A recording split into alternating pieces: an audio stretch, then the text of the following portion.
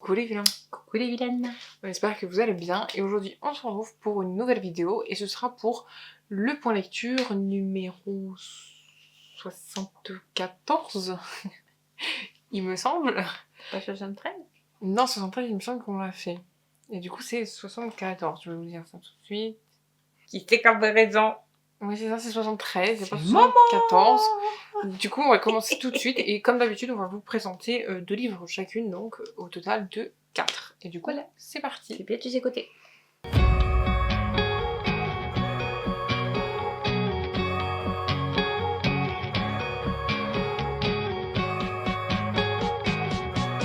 Donc moi pour mon premier, ce sera Les carnets de Laurel de Corinne Javelot aux éditions Kalman Levy.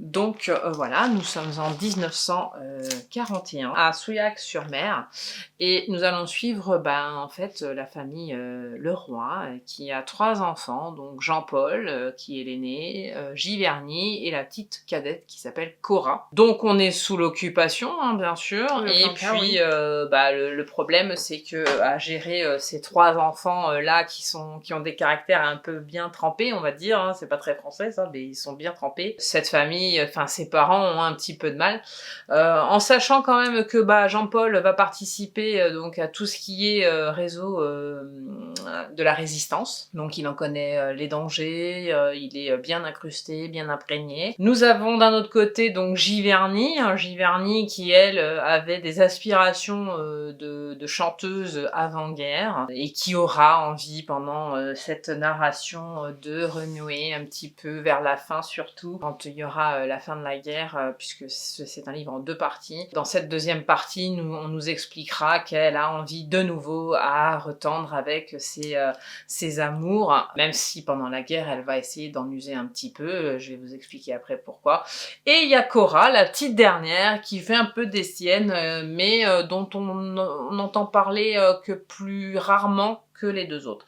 Donc on va surtout suivre donc Jean-Paul et Giverny. Donc le noyau du début de l'histoire, c'est quand même que Jean-Paul va faire appel à sa sœur qui, comme je vous ai dit tout à l'heure, essaye de renouer un petit peu avec ses aspirations de chant et puis c'est le métier qu'elle veut faire, hein, donc voilà. Et pendant la guerre, c'est un petit peu difficile dans les cabarets, etc., puisque sous l'occupation, ça n'amuse que les Allemands, vraisemblablement, puisque les accès à tous ces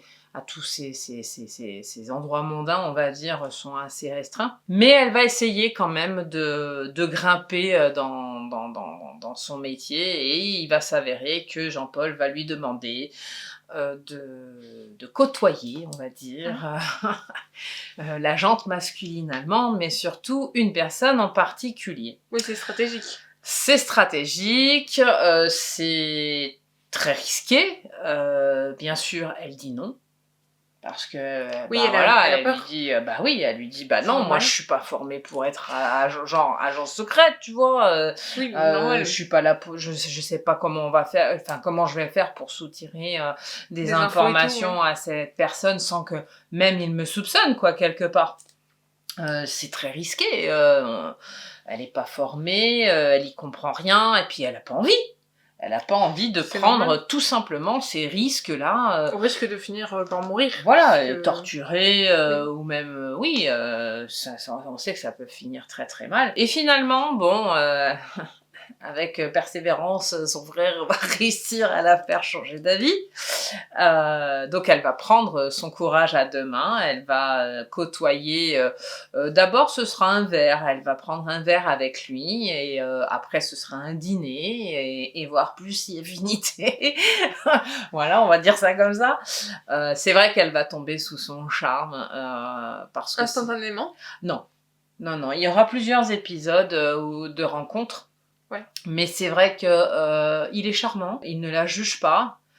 Il est très observateur, comme on sait qu'ils étaient, pour la plupart, et en fait, il comprend très vite certaines choses. Bref, je vois ce que tu veux dire. À un moment donné, dans sa vie à Giverny, malheureusement, elle va être, comment je pourrais dire, pas soumise, mais on va pas imposer non plus, mais la fatalité va faire qu'elle va recueillir un jeune petit garçon qui est d'origine juive.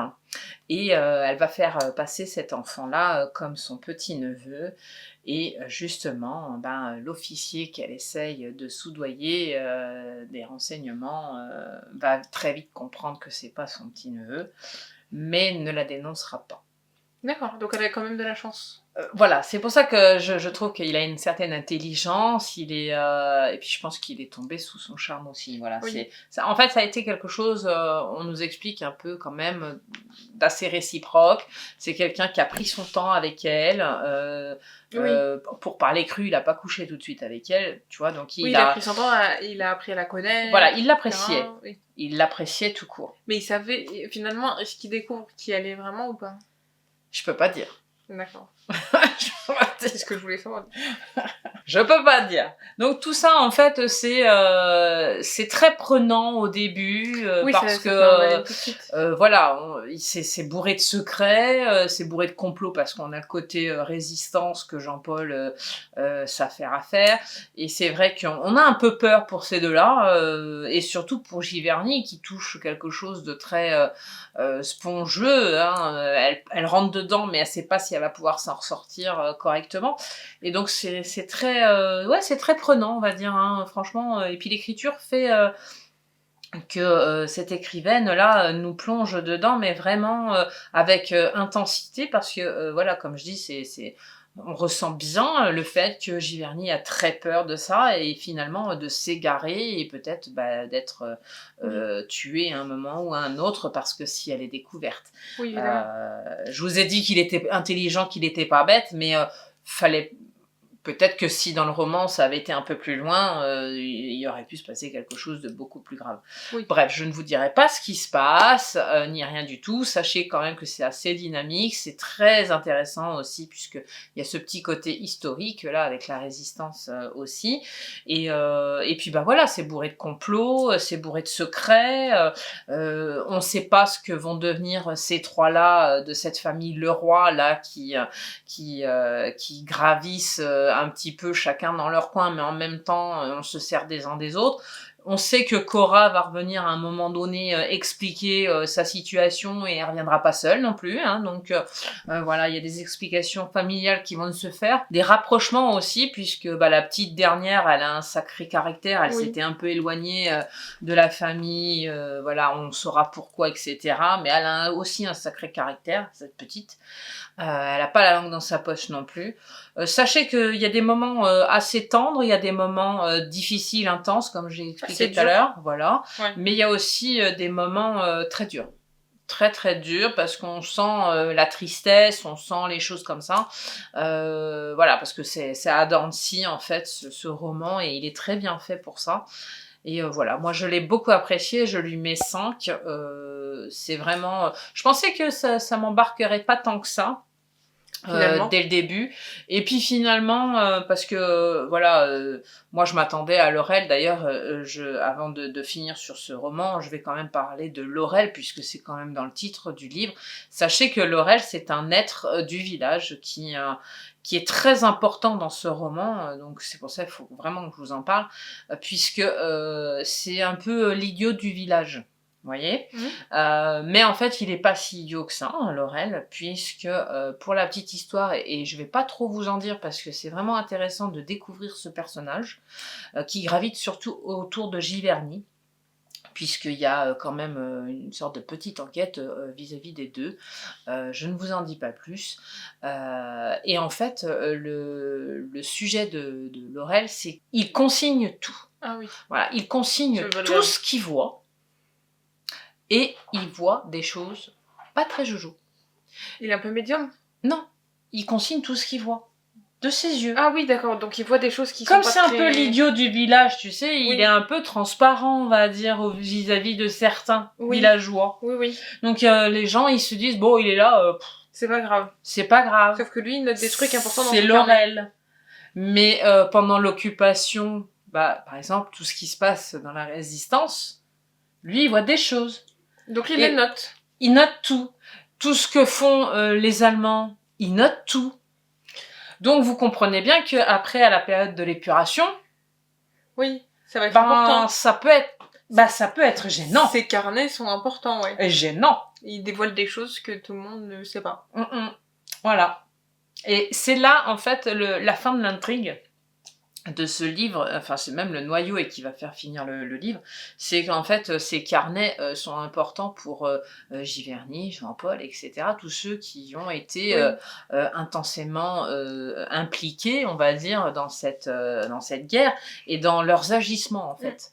Parce que comme lui il notait tout, on prend en compte certaines choses. Et en plus des fois il met des dessins aussi. Oui. Donc il n'y a pas d'équivoque. Ouais. Tu vois. Tu peux pas dire non en fait. Non. Tu peux pas dire c'est pas possible. Non. Et Giverny va découvrir ces carnets.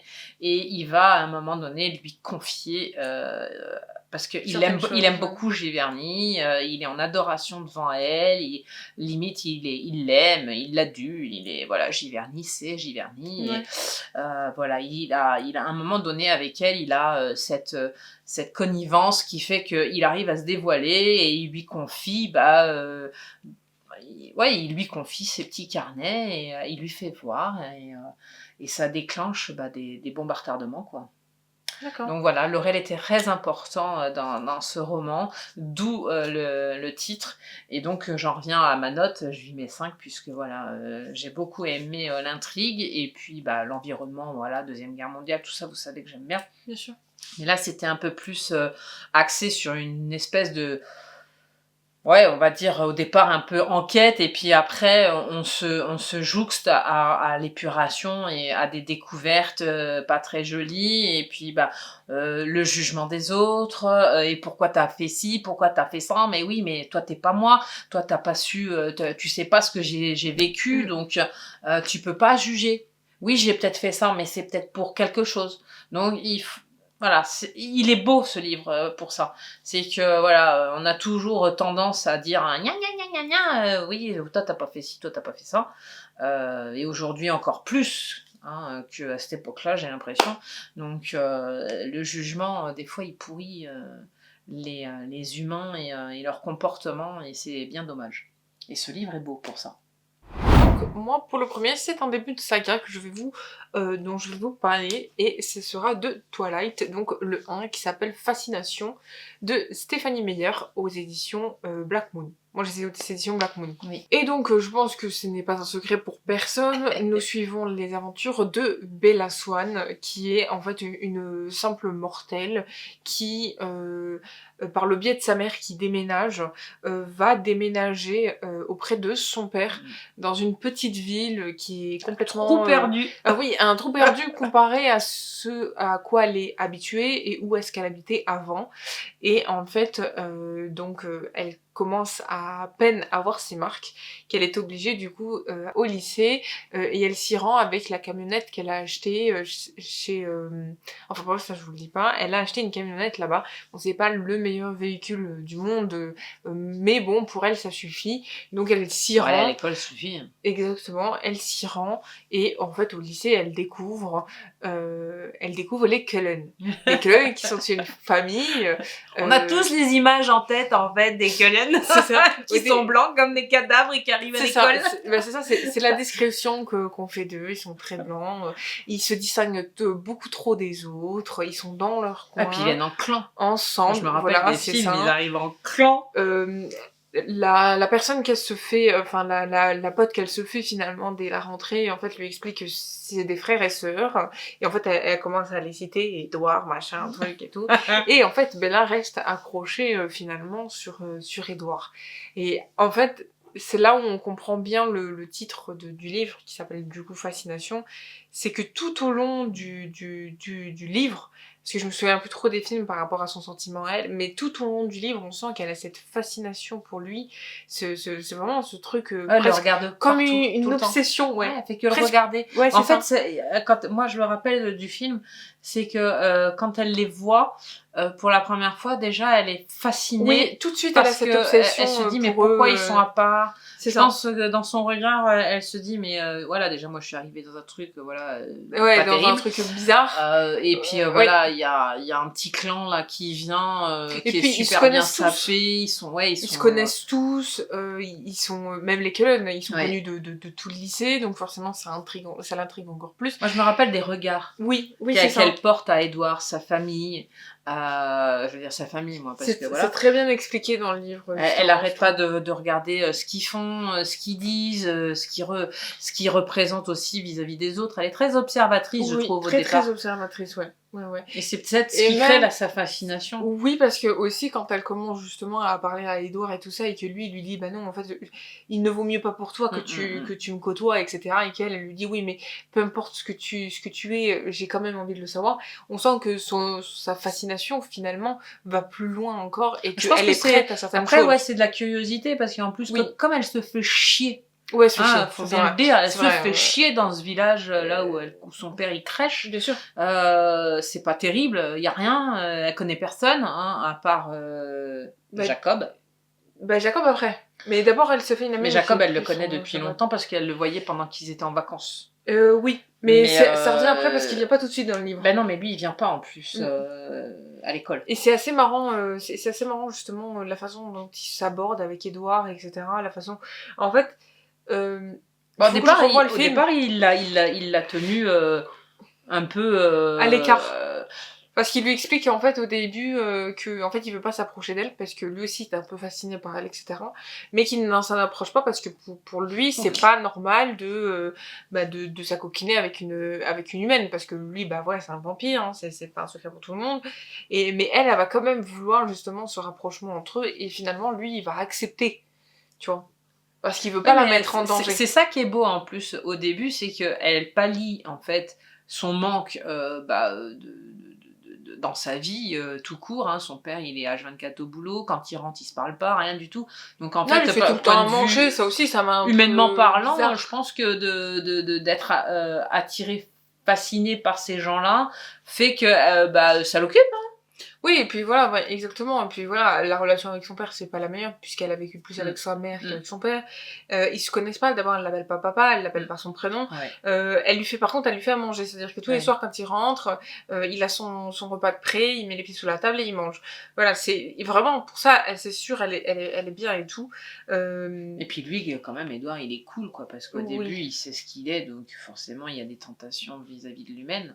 Oui, mais il lui dit au début qu'il s'éloigne d'elle le plus possible. D'ailleurs, c'est pour ça qu'il vient plus en cours après, etc. Parce que lui aussi a ce truc pour elle, et qui fait qu'il ne veut pas s'approcher d'elle. C'est ça qui est beau. Et justement, que finalement, c'est déjà lui que voilà, il a mis un pied là où il fallait pas. Non, ce qui m'a aussi étonnée, c'était quand en fait elle a fini, pas savoir que c'était un vampire et que toute sa famille en était. Et en fait, le truc, c'est quand elle va chez eux, et qu'en fait elle est acceptée mais tout de suite comme un membre de la famille, alors que c'est une humaine, et qu'ils sont prêts à la défendre dès le départ, parce que tu sais ils vont jouer au baseball, je crois, ça. Et que ils ont un problème. Ça c'est après, quand ils ont un problème avec l'autre bande. La bande, voilà. Et mais quand comme tu dis, elle arrive chez eux, déjà dans le film, je sais pas si dans le livre c'est pareil parce que ça fait longtemps, dans le film ils lui font à manger. Oui, alors que c'est pas du tout leur cam, quoi. Oui, c'est vrai. Alors ils se surpassent pour la recevoir comme si c'était normal. Tout de suite, ils sont gentils. Et elle est accueillie par Carlis, je crois que c'est ça son prénom, donc au papa, qui est médecin de base, et qui, elle est tout de suite bien accueillie par toute la famille. Ils font comme si c'était des humains. Comme si c'était tout à fait normal qu'elle soit là, qu'elle ait sa place avec Edward, et que c'est pas un vampire, mais que c'est une humaine, et qu'elle a le droit d'être là avec et puis il les laisse un peu comme des ados, il les laisse aller dans la chambre, tranquille, un peu à part, tu vois, genre on les laisse tranquilles, c'est des ados, voilà. Voilà, c'est ça. Alors c'est trop, on sait qu'Edward est beaucoup plus vieux que d'être un ado, donc bon, voilà, mais c'est assez marrant. Et non, moi j'ai beaucoup aimé le premier en tout cas. Et ouais, j'ai bien aimé. J'ai revu quelques scènes du film quand même, parce que bon, moi je l'ai plus trop en tête, mais j'ai revu quelques scènes du film. Donc oui, comme ça, dans les champs où il l'emmène, etc. C'est là où il lui avoue qu'en fait il est un vampire, etc. Donc j'ai beaucoup aimé ce côté-là, et j'ai très hâte de suivre justement le deuxième pour savoir ce qui va se passer.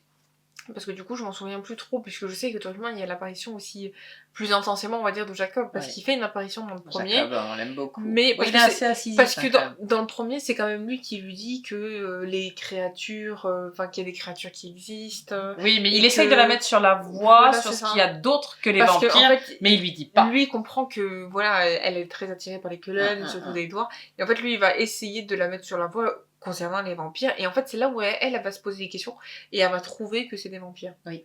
Et elle va faire la déduction elle-même en fait. Et ça c'est assez marrant. Non, c'est bien. Moi j'avais bien aimé à l'époque. Non, j'ai beaucoup aimé, ouais. J'ai très hâte de lire la suite, voilà. Et je lis mes 5 parce que j'ai beaucoup aimé, contrairement à ce que j'aurais pu penser jusqu'à maintenant.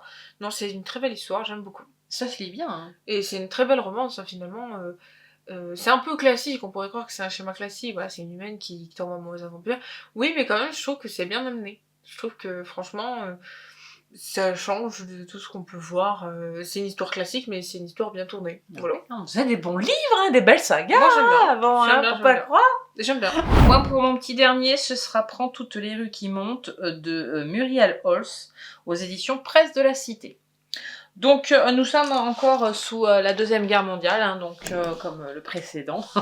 J'ai fait que ça dans cette vidéo. Bref. C'est pas grave. Non, c'est pas grave. Mais t'avais choisi que ça, c'est vrai? Oui, j'en avais choisi 2. Et celui-là, il est tout fin de souvenirs. Vous verrez, si ça vous intéresse de le prendre. Il est tout fin, il est pas très long. Je crois qu'il fait un peu plus de 200 pages, mais à peine. Oui, c'est vrai, il était pas... Oui. Donc c'est une narration d'une vie de famille pendant cette Deuxième Guerre mondiale à Saint-Étienne exactement, donc qui est surnommée à l'époque la Grande Noire, pour la petite histoire.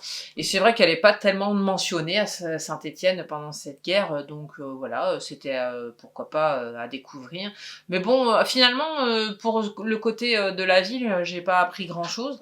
C'est surtout sur cette famille, donc la matriarche, c'est Suzanne, et vous avez Vivi, sa fille, et Jojo, son petit garçon. Donc le papa est parti donc sur le front, et pour vous mettre un petit peu dans l'ambiance de cette vie au quotidien, ces privations, ces bombardements, ces anxiétés, c'est la vie, je dirais plutôt même survie comme on peut. Et puis voilà, les enfants subissent un petit peu le joug de leur maman. Cette famille essaye de survivre, et en fait ce qui se passe, et ce qu'on nous explique en tout cas dans cette survie, c'est que les petits subissent un petit peu le fait que leur maman rationne beaucoup ce qu'ils doivent manger, etc. Puisque on nous explique constamment qu'elle fait des colis pour envoyer à son mari. Donc les enfants sont contraints toutes les semaines de faire des colis pour leur papa, et voilà, c'est un mécanisme, c'est quelque chose qui est ancré dans leur quotidien. Ça peut être très bien des morceaux de bougies, des chaussettes, de quoi se nourrir. Donc voilà, on nous explique tout ce petit rituel qu'ils ont. En fait, c'est devenu même leur quotidien de ne penser qu'à ce papa qui est éloigné, qui raconte parfois par des lettres son quotidien aussi à lui. Et c'est vrai qu'au début, voilà, j'ai été un peu dubitative. C'est plutôt la deuxième partie que j'ai un petit peu préférée, puisque là on nous explique son retour à ce papa. Et donc son retour à ce papa, c'est un retour un peu une fausse joie, on va dire, pour le quotidien de ses enfants et de cette femme aimante qui l'attendait, qui attendait son retour avec grande impatience. Mm-hmm. Et il s'avère que voilà, on retrouve pas un papa comme avant-guerre, au contraire, il est taciturne, il est triste, il est ailleurs, il est comme tous les soldats qui sont rentrés de la guerre, voilà, il est pas bien dans ses basques, il est pas bien dans sa tête, et voilà, le problème, il est que de se renouer lui aussi, en fait c'est une cohabitation assez difficile des deux côtés, puisque eux doivent se réhabituer à sa présence. Et une présence un peu particulière, puisque je vous dis, il est un peu spécial. Oui, il est un peu traumatisé, je pense aussi. Oui, bien sûr, il y a des images. Ça fait un peu comme American Sniper quand ils rentrent de la guerre. C'est ça. Ils sont des Ouais, ils ont des fantômes, on va dire un C'est peu. ça, c'est ça. Et puis même le fait que il a pas envie de parler. Oui, il Il veut garde tout pas, pour il veut lui. pas parler de tout ça. Il veut pas se remémorer quoi que ce Il essaye soit. d'oublier. Il essaye d'oublier, mais en même temps, il a du mal à reconnecter avec la vie, entre guillemets, familiale. Oui. Il fait comme si, en fait, Suzanne, sa femme, fait comme s'il n'était pas là. Il est là, mais sans être là. Oui. C'est-à-dire qu'il reprend pas sa vie où il l'avait laissée. Il est revenu comme un cheveu sur la soupe dans quelque chose qui était bien huilé. Et eux-mêmes, quelque part, on nous explique, alors ça peut être rigolo, mais ça devait pas être rigolo pour les petits, ni pour sa femme, c'est qu'en fait, le quotidien leur manque d'envoyer des colis parce que c'était vraiment quelque chose qui dynamisait leur semaine. Oui, alors que là, il n'y a plus rien. Oui. Il n'y a plus de colis pour papa, il n'y a plus de... alors, il y a peut-être moins de privation parce qu'il est présent, mais parce que ça engrange beaucoup d'amour, théoriquement, l'être aimé à la maison. Alors que là, c'est tout le contraire. Alors que là, c'est l'absence totale. Oui. Il est là, mais il est pas là. C'est comme, en fait, quand il était pas là, mais en même temps, c'est pire parce qu'il est là. Oui, oui, je vois ce que tu veux dire. Tu vois ? Donc, parce qu'avant, il avait une excuse de pas être là. Mais là, il en a plus. Et donc, c'est ce qu'on nous explique, c'est les sentiments de ces petits qu'on nous explique, et surtout le sentiment de Vivi, qui est beaucoup plus grande, et qui comprend, qui a vu sa mère trimer, qui a vu sa mère se priver, et elle aussi s'est privée. Et à un moment donné, elle bascule un petit peu dans un... comment dirais-je ? Si vous voulez, sa mère a d'autres chats à fouetter, et à un moment donné, elle lâche prise un peu sa fille, et elle va se rapprocher de Chenapan, qui est un petit garçon qui vit dans la rue pendant tout ce temps, qui est charmant comme tout, mais bon, il lui apprend à chaparder, il lui apprend à faire des petites bêtises. Les 400 coups, quoi. Voilà, donc, et au moment où sa mère elle lâche la bride, c'est Viva là. Le level de chapardage, de combine, de tout ce que vous voulez, qu'elle n'avait pas le droit avant de faire, mais qu'elle prend le droit, puisque de toute façon, il y a un père à la maison, mais bon, bof, quoi. Voilà. Ouais, voilà, c'est ça. Voilà, donc elle se rapproche énormément de Chenapan, et il va y avoir un petit moment là de latence où on va envoyer les enfants donc chez la grand-maman, puisque on veut un petit peu se reconnecter avec son mari. En tout cas, Suzanne, c'est ce qu'elle espère. Donc, elle envoie ses enfants chez la grand-mère. Et elle va rester avec son mari. Et elle va rester avec son mari. Et en fait, elle envoie ses enfants chez la grand-mère avec Chenapan qui les accompagne. Ouais, c'était trop marrant parce que voilà, il est très intuitif, il est malin, donc c'est de bon augure pour faire le voyage, puisque elle ne fait pas le voyage avec ses enfants. Ils iront tous les trois. Et je crois que c'est la tante qui les accompagne, si mes souvenirs sont bons. Une tante qui a beaucoup d'audace aussi, puisque c'est elle qui est à l'origine, je crois, de ce voyage, et elle lui propose même de l'argent pour les accompagner, parce qu'au départ, il ne veut pas y aller, parce qu'en fait, si vous voulez, lui, comme il vit de la rue, il a ses petites combines, et s'il s'en va avec eux, il perd de l'argent. Donc il réfléchit tout de suite à se dire non, moi je veux pas aller, moi ton deal m'intéresse pas, tu vois. Il lui dit à la tantine, parce que voilà, moi je vais perdre de l'argent. Alors elle, tout de suite, elle lui dit écoute, si tu veux, je te paye la semaine, tu vois, tu pars une semaine mais je te paye. Donc il deal, et donc il va partir avec. Il est marrant, ce monsieur. Ouais, il est trop marrant, le petit Chenapan, comme il s'appelle. C'est une petite dynamique qui est bien sympathique dans ce livre, en tout cas un peu de jeunesse, de dynamique, et puis un peu plus de rigolo. C'est un peu plus hilarant quand il est là, c'est vrai que voilà, il met un peu de peps. Et puis bon, il se passe des choses. Bien après le retour, mais ça je vous l'expliquerai pas parce que c'est des moments très tristes qui font la fin de ce roman, et voilà, c'est tout ce que j'ai à dire sur ce roman. J'avoue qu'au début, comme je vous ai dit, j'étais un peu dubitative, et c'est vrai que voilà, ça a été un peu plus rythmé vers la fin, donc ça m'a un peu plus hypé, on va dire, voilà, parce qu'au début je me disais mais qu'est-ce qu'on va me raconter de plus, quoi, voilà, à part les bombardements, les privations, les choses comme ça, et le fait du sentiment de chacun. Et finalement, non, je suis pas déçue, parce que bon, bah, la fin, c'est pas, super, super, hein, comme fin. On aurait pu avoir, plus d'happy end, mais voilà, on n'a pas. Donc c'est tout ce que je dirais. Tu lui mets combien? Ah, je lui mettrais 5 parce que c'est très bien écrit, hein, il y a pas à dire. C'est juste que moi, personnellement, je me suis un petit peu ennuyée au début, mais vers la fin, c'est beaucoup mieux. Voilà, D'accord. pour ceux qui aiment, le genre, ben, allez-y, hein. Et moi, pour le dernier de cette vidéo, je vais vous parler du dernier tome de À Contresens, le 6e, qui s'appelle Le Final, et Oh! c'est de Mercedes Ron, aux éditions Hachette Roman. Donc, rappelez-vous, depuis le 4e tome, Noah et Nicolas ne sont plus ensemble, puisque, rappelez-vous, il y a eu une sorte de quiproquo, et donc ils ne sont plus ensemble parce que Noah l'a trompé. Ouais. Donc Nicolas ne voulait plus de relation amoureuse avec elle, et finalement était avec Sophia, et elle a essayé de refaire aussi sa vie. Tu te rappelles, avec Oui, le je me rappelle, il y avait un fameux... quiproquo parce que lui, il a cru que... Enfin, elle a cru que... Et finalement, elle a été faire un bisou à l'autre. Et elle a même couché avec lui. Voilà. Et en fait, c'est comme ça que, voilà, c'est... Bon, bref, vous avez compris. Grosso modo, c'est ça.